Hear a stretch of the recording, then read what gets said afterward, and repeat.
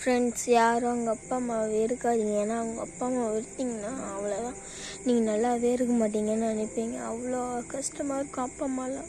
அப்பா அம்மா தான் ஃப்ரெண்ட்ஸ் உலகம். சரி, எல்லாமே அவங்க இல்லைன்னா நம்ம வளர்ந்துருப்போமா அப்படின்னு நினைக்க முடியாது ஃப்ரெண்ட்ஸ். இல்லைன்னா நம்ம பிச்சு தான் ஃப்ரெண்ட்ஸ் செத்துருப்போம். அப்பா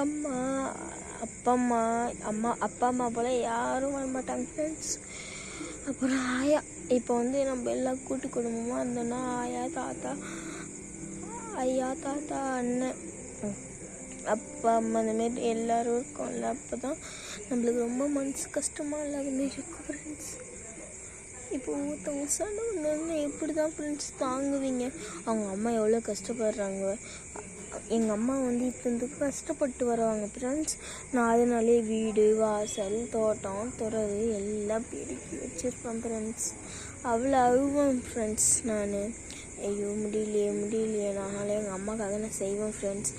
சரிங்க ஃப்ரெண்ட்ஸ், எங்கள் அம்மா வந்துட்டாங்கன்னா சொல்லக்கூடாது. Bye friends. Thank you friends. வணக்கம் ஃப்ரெண்ட்ஸ். பாய் ஃப்ரெண்ட்ஸ் சொல்கிறாதீங்க ஃப்ரெண்ட்ஸ்.